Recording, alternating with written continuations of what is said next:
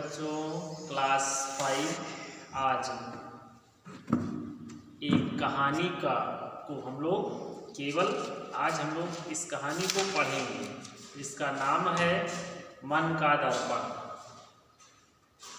एक किसान के पास 2 गायें थी।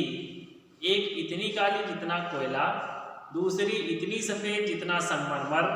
परंतु सफ़ेद गाय को यह पता नहीं था कि वह सफ़ेद है और काली गाय को यह पता नहीं था कि वह काली है। एक दिन सायंकाल जब दोनों एक झील पर पानी पीने गई तो झील के निश्चल पानी में दोनों ने अपनी अपनी परछाई देखी। काली गाय दोनों के बीच अंतर को न समझ सकी, जबकि सफ़ेद गाय ने दोनों में रंगों के अंतर को समझ लिया। उसी दिन से उसके हृदय में काली गाय के प्रति घृणा पैदा हो गई। अब वह उससे अलग अलग रहने लगी। वह चारागाह में भी उसके साथ नहीं जाती थी। एक ही तबेले में उसे एक साथ बांधा जाना भी अच्छा नहीं लगता था। यहाँ तक कि एक ही बाल्टी में से वह पानी भी नहीं पीना चाहती थी। अब तो वह उसकी आवाज का उत्तर भी नहीं देती थी। वह अब अपने समान किसी को भी नहीं समझती थी। किसान के यहाँ अन्य जानवरों को भी पता चल गया था कि सफ़ेद गाय अब उसके प्रति इतनी दयालु नहीं रह गई है। किसान के होरी नामक घोड़े और जैकी नामक कुत्ते का तबेले में आना उसे पसंद नहीं था। चितकबरे बैल, भूरी बकरी और काली बिल्ली का भी अधिक स्वागत नहीं होता था।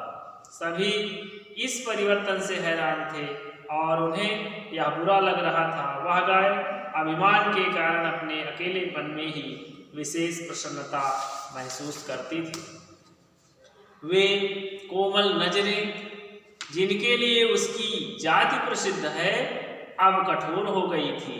जैकी के सो जाने पर वह खेत में रहने वाले सफ़ेद खरगोश से देर रात तक बातें करती। काली गाय को उसके व्यवहार से शंका होने लगी थी। एक दिन दोनों के बीच भयानक झगड़ा प्रारंभ हो गया, जिसने एक खुले युद्ध का रूप ले लिया। तेज सींगों के आक्रमण से दोनों के शरीर से खून टपकने लगा। यदि समय पर किसान उसकी लड़ाई समाप्त करवाने के लिए नहीं पहुंचता तो भयानक परिणाम हो सकता था। जब सफ़ेद गाय ने काली गाय का बहता हुआ खून देखा तो उसे बहुत सदमा पहुंचा। उसने देखा कि काली गाय के खून का रंग भी उतना ही लाल था जितना उसका अपना।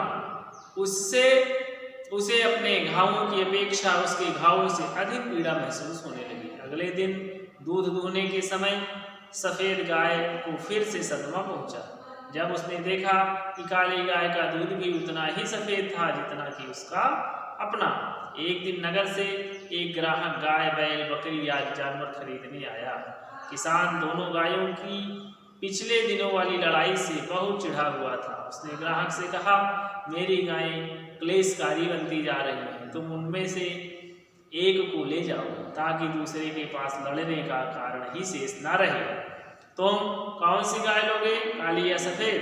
व्यापारी ने उत्तर दिया, रंगों में अंतर की वजह से मेरे यहाँ कीमत में कोई वृद्धि नहीं होती। सफ़ेद गाय यह सुनकर और भी स्तब्ध रह गई। उसे अपने रंग रूप पर जो अभिमान था वह चकनाचूर हो गया। वह समझ गई कि न खून में, न दूध में और न ही रंग में कहीं भी वह काली गाय की अपेक्षा बढ़िया सिद्ध नहीं हुई। व्यापारी उसकी बेहतर सफ़ेद चमड़ी के प्रति विशेष ध्यान न देता हुआ प्रतीत हो रहा था। झील के दर्पण ने उसकी काली साथिना और स्वयं के बीच अंतर स्पष्ट कर दिया था, लेकिन अब वह दूसरे से अलग होने का समय आया तो उसे दोनों में समानता दिख रही थी। वही खून, वही दूध और अंत में वही एक जैसी मौत। उसे इस बात का भय भी सता रहा था, ग्राहक उसे कैसे रखेगा।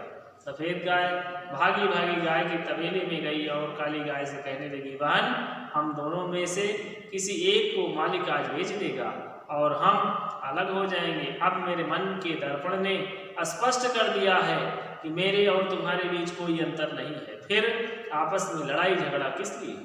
मुझे तुमसे कोई शिकायत नहीं है, अब हम मिलजुल कर रहेंगे, मैं तुमसे अलग नहीं होना चाहती। इन बातों को सुनकर काली गाय का मन पिघल गया। उसने भी एक ही पल में उसकी सारी निर्दयता भुला दी और उसे क्षमा कर दिया। उसने अपनी गर्दन से सफ़ेद गाय को रगड़ा और दोनों मिलकर किसान की झोपड़ी के पास गए तथा एक कान में आवाज़ लगाकर उसे जगाया। यह देखकर किसान को हैरानी और खुशी हुई। उन्हें अपने समीप लाते हुए प्यार से कहा, मैं तुम दोनों को बेचने नहीं जा रहा। इस तरीके से ये मन का दर्पण कहानी पूर्ण हुई। आप इस कहानी को 2 बार 3 बार सुनेंगे तो निश्चित रूप से कहानी आपकी समझ में आएगी। इसकी व्याख्या हम लोग अगले दिन करेंगे। Thank you so much.